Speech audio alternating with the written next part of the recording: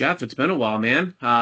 Missed our chats and very timely as here we are rounding the bend into the second half of 2024. Can't believe we're here. Wanted to spend some time today just talking to you about end of quarter, mid-year. What do we do to, kind of recalibrate and make sure we've got good line of sight to a successful 2024? Yeah, good to be here, Carson. I missed our chat, so it's nice to be reacquainted. Yeah, I think we're talking at a perfect time for this. We just finished Q2. We're rolling right into Q3. It's a little bit of a weird week here. We've got the holiday kind of in the middle of the week, so a lot of people taking time off at the end of the week or even on vacation for the whole week. But for us as sales leaders, I think it's a great opportunity to uh, take maybe some of these slower moments to sit back and reflect. Quarter over quarter, certainly, you have certain goals that you have for the team, and then you boil it down on an individual basis, and you can start to draw some conclusions about what went well and what didn't go well, and how you're going to align goals for the next quarter and make adjustments as you go. I think we're actually in a bit of a unique spot here as we go from H1 to H2 because we're not just looking about what went well or what went wrong in Q2 and calibrating for Q3, but we also have to recalibrate on the first half of the year and see how we're pacing towards our year end goals, and then start to see if we have to make different bets. At the beginning of the year, we're working off of certain assumptions about our unit economics and productivity and certain variables, maybe even like leads that we're getting every week or month or whatnot. But the reality is often going to be somewhat different than what we had forecasted at the beginning of the year, and some of our strategies might need to shift. And so an example of that might be, I work in a startup. I'm a startup guy. My company's moving up market. What that could be a bet that you place is maybe we build more of an enterprise motion. Maybe we start looking at not even like a new product, but like a new portion of our team where we focus on upmarket customers and start to gather some information about what does that look like? What does that look like for the business? Is this a bet that we can rely on for the rest of this year, and even going into 2025? If you want to start thinking about initiatives that you want to plan for 2025, ironically, now is kind of the time to start thinking about them. If you want to test the waters on certain ideas or initiatives that you might want to make big bets on for next year, you can't really be waiting until November and December to be placing those bets. So I think there's a lot going on here. It's a lot of, obviously the quarter over quarter calculus. There's the half over half calculus, what recalibration needs to take place now to hit our goals. But then also part of that is, well, what do I need to be thinking about today so that I'm prepared for 2025 in my planning then? Because if some of my bets don't work, I want to know that now, so that when we go into next year, I know how to resource around my team. So that's kind of like what I've been thinking a lot about. We're going to be placing some different types of bets throughout the rest of the year. We also have a lot of like really good data that, over the course of 6 months, ups and downs as typical in a startup, and things that we can diagnose and fix as we move on into the next quarter. And I think this is really what it comes down to, is how critical it is to have really good data, really good like revenue operations type folks on your team that are really constantly on top of the numbers, so that you're not being reactive to what you're seeing and you're actually like finding it as it's happening. So yeah, that's a lot of what I'm thinking about here as we turn the page. Would love to hear your thoughts around that.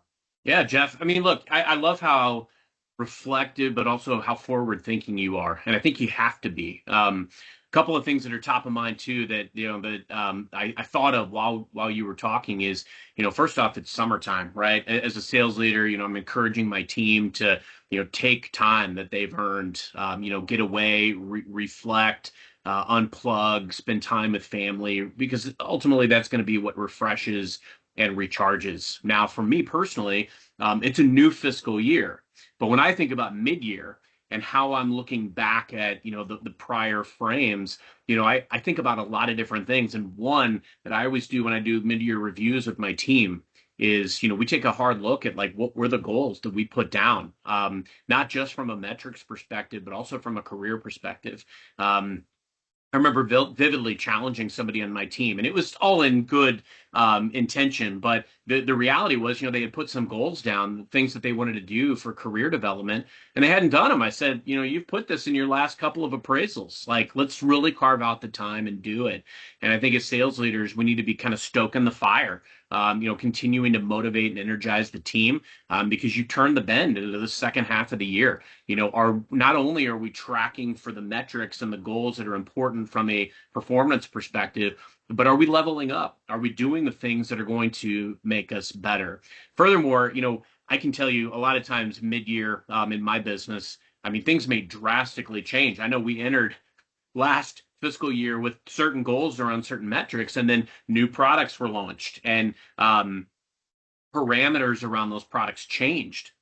And, we all work in worlds with different cycles, different sales cycles. Some of us might have a very short, transactional sales cycle where we do something in, one call or multiple calls in a very short window. Others of us have sales cycles that can take years. You're chasing something that has an expiring contract and you're building momentum over months or years, to take out that ERP as an example. So I think the key element as you hit mid-year is you got to make sure that you look back and you analyze the process. Is it working? See, data and numbers are not a way to lead, but what they are is they diagnose how your process is working. So to your point, Jeff, now's the time to be looking at, do we adjust? Do we recalibrate? Are there areas where we should have an added emphasis? Furthermore, what's working and what's not? And how can we adjust some of those strategies so that we can be laser focused? I spend a ton of time with my team really looking at relationships and resources, people and process. Do we have the right people engaged internally, with some of our partners, but also with the customer? Are we working with the right stakeholders? If we're not, then we need to adjust that accordingly. And one of the things that I do, and I've made no qualms about talking about this frequently, I have kind of what I call a Moneyball approach to selling. I map everything out, and it's, these are the key relationships that I'm going to need in order to be successful this year. These are the key deals. These are the customers that have the most total addressable market. Do I have the relationships that I need to move mountains there? Because if I don't, that informs my decision. And here at midpoint, that's where you've really got to be looking back at, okay, Q1 is all about hit the ground running. You can't feast until you set the table. Build the foundation for the year. Go out, prospect, create the relationships that you need. Be lofty in your goal setting. Q2, still full on prospecting, but your year is starting to take shape and you need to start making those bets. Like you said, I love how you call that out. Q3, hey man, you got to take a look, and now it's what's viable for this year, and you've got to get laser focused. I have chased deals before where literally they needed to touch every single day of the year, and I got it done, but only by the skin of my teeth at the last second of the year. Like, some of these things, some of these relationships that you're investing in, these deals that you're moving, these milestones that you're trying to hit, as well as I do that stuff can change throughout. And, there's going to be stuff that transpires as you get close to the goal line. You've got to give yourself all the time in the world to maximize your time. And here in Q3, for many, you've got to be laser focused on what's viable for me to achieve this year. Is my process working? Let's calibrate, recalibrate. Am I doing the things that are going to better myself and help me master my craft and my career? Am I investing in myself and in my career? Because if you don't do it, nobody will. And then finally, do you have line of sight to what's viable for this year? You need to be laser focused on it. You need to ask yourself every single morning, what do I need to do to touch these game-changing deals that are going to define my 2024? Love it. And then, go eat some hot dogs and beers and, enjoy your fourth while you're at it, right? Celebrate America, baby. Yeah, I see that American flag right behind you. Always. Yeah. Awesome. Thanks, Carson. It was a good chat. I'm glad we caught up. Absolutely, Jeff. I feel like we're back and better than ever. And can't wait to see you again next time. Hope you and everybody watching has a great fourth. Awesome.